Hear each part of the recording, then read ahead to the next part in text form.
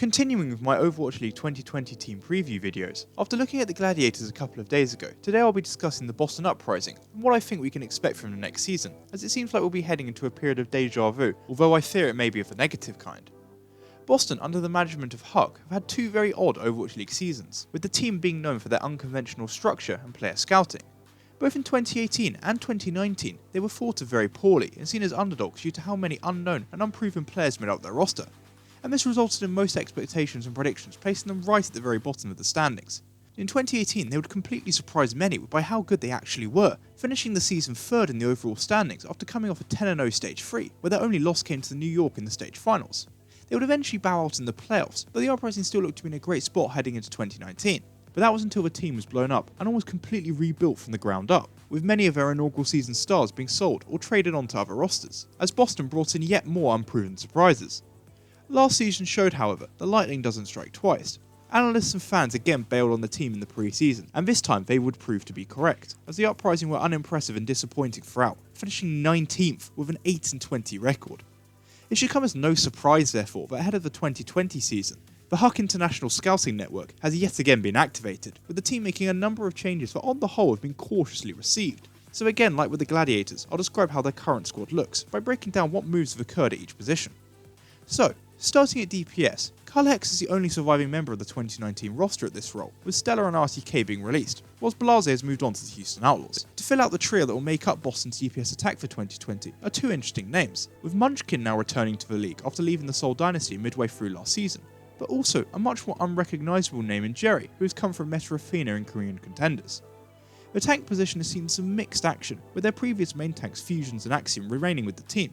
But with the loss of their hybrid off-tanks of RCK and Blase, the team has added a lot more depth by signing the Dutch flex tank Rusum, formerly of Angry Titans, and alongside him they've also placed Muffin on a two-way contract as he joins their academy side.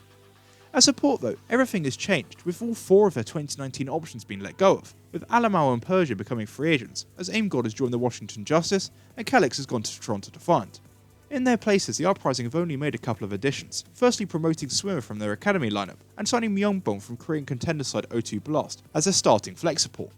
One thing of note that I'd like to start analysing first off is what the team has done with their coaching staff, as admittedly this is something I perhaps understated in my last video in regards to the Gladiators. Obviously, the Uprising are unique in having a president of gaming, being Huck, but for 2020 the main core of the coaching staff has been changed, with Mineral coming in as their new head coach, flanked by Ilka and Askoft as assistants.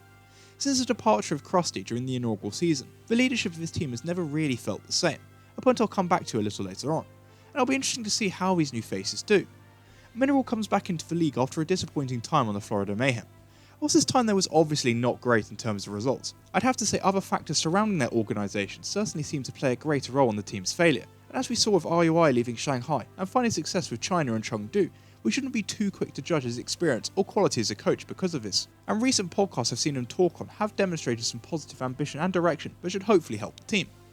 Ilka could prove to be a very valuable acquisition as an assistant, having gained a lot of experience in Contenders over the past year, both on a successful Atlanta Academy side, but also on Angry Titans, giving him experience alongside working with their new signing Bruceson for that matter. Askoft is more of an interesting pickup, having only recently retired as a player after winning the most recent season of European Contenders on HSL Esports, so his experience at the Tier 2 level as a main support could prove helpful in viewing the game from a fresher perspective.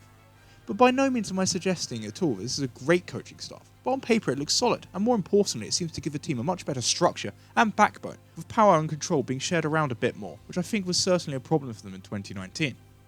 Returning to their players though, I want to take a closer look at their DPS trio for 2020. X is one player that I feel has been overlooked as one of the Uprising's positives from last season. Sure, his area wasn't the best, but when he got to showcase his talented ability at the DPS position properly in Stage 4, he personally looked quite good, in many ways a similar player to Corey, not nearly as good, but a budget version I guess. And at the World Cup, he again got to highlight his strength on a hero like Widowmaker with a couple of very impressive displays, so I think his return for next season as one Boston fan should be very glad to see.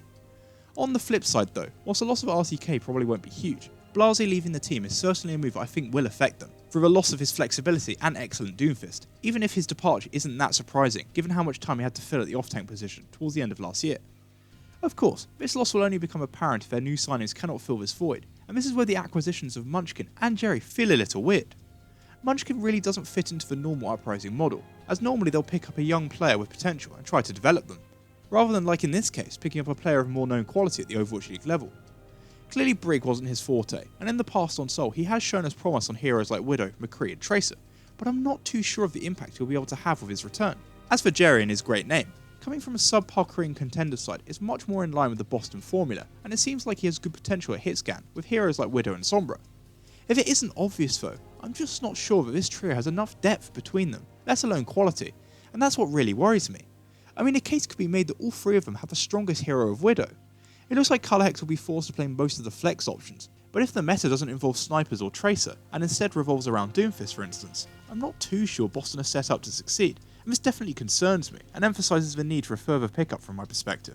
Boston's situation at tank feels a lot simpler, but I still have questions surrounding it. At main tank it's good to see that the team still has faith in Axiom and Fusions, and the latter certainly has taken on the responsibility of leadership amazingly, becoming the true centre of his team throughout 2019. That said, Axiom's overall quality, at least to me, remains a bit of a mystery, and whilst I heavily support my fellow Brit Fusions, it would be wrong of me not to say that despite a very impressive start, his performances throughout the rest of last season were not brilliant and largely average, with his play on heroes like Orisa being heavily exploited. Not forgetting also that last season it became very apparent quite quickly that with Fusions being so important to the Uprising's function and communication, focusing them down first became a common practice in order to take Boston down as well, something that will have to change if they want to find success in 2020. The options of Brucen and Mufin at off-tank bring much welcome stability to his position, following the trade loss of note last season, and in terms of potential, both have exhibited very positive signs so far, which made them great fits into the Boston formula. Brucen with his very impressive showings at the Overwatch World Cup with Team Netherlands, whilst Mufin made waves with his own Team Canada trials, but also in his stand-in performances and contenders. This isn't to say I'm sold though. I also have a lot of faith in Brucen personally. I feel like the off-tank position is one of the most competitive positions across the league, and it's hard for me to be certain how he will match up against the rest of his competition as he comes in from contenders.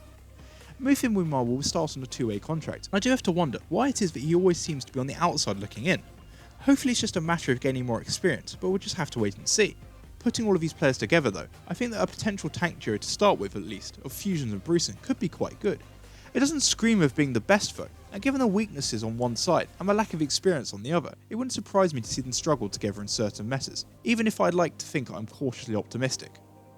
Last but not least, I want to quickly touch on Boston's support pairing for next season, as honestly the points are quite clear and obvious. Myeongbong is an amazing pickup for the side, and on paper at least should make up for the loss of talent by losing Aimgon. He was one of the most well-regarded Korean flex supports entering the league from a very strong Korean contender side, and I'm very confident he'll find success in the Overwatch League this season. And if he doesn't, you'll know the Uprising will be struggling. Swimmer meanwhile should be able to fill the gap left by Kelix, even if I've seen opinion vary on his quality and potential after some good showings in contenders. The problem Boston face with these two, however, is whilst they come in as very promising prospects, we won't actually be able to tell how strong they are as a pair until we see some games under their belts. At their very best, they could end up being the propeller for Boston to have a very successful season, but it's hard to tell whether this new experience, or indeed if the language barrier may prove to be an issue. And if the pair should struggle, a clear lack of depth here with no subs at the support position could leave Boston in a real bind that puts them in a tricky place at an early stage in the season. Ultimately, when you bring everything together, the team just looks and feels a bit all over the place and disjointed. Aside from their one clear star in Myeongbong, I probably only have faith in Fusions, Colorhex, Brucen and Swimmer to perform well, and even then I'm not expecting them to make this team anything special. In the end, if these players perform at their best, then I think you have a good team, with a chance of making the play-ins. But as I've already pointed out, this leans on a lot of ifs, especially in terms of their style and the meta being played, and that's why I think it's looking very likely the Boston are going to suffer a lot in 2020, perhaps as one of the worst teams in the league again. This brings me on to my final point regarding how the Uprising are run. Should next season see this team fail, as many including myself currently expect, we will have had 3 years of the Huck development plan and only really an initial burst of proper success. Look, I get it, from a business point of view it's working out really well, but it seems clear to me that should the formula fail again without making meaningful progress, then without a doubt Krusty and his players were the only reason the Uprising achieved anything in Season 1. And moving forward, the Boston project, if left unchanged, will only succeed in alienating their fanbase as an organisation without ambition. On that note though, I think I've said everything I wanted to in regards to the Boston Uprising ahead of the Overwatch League 2020 season, and if you have reached the end of the video then I'd like to thank you for watching. If you have enjoyed, please be sure to like, subscribe and follow me on Twitter or Discord so you don't miss out, and I hope you enjoy the rest of your day.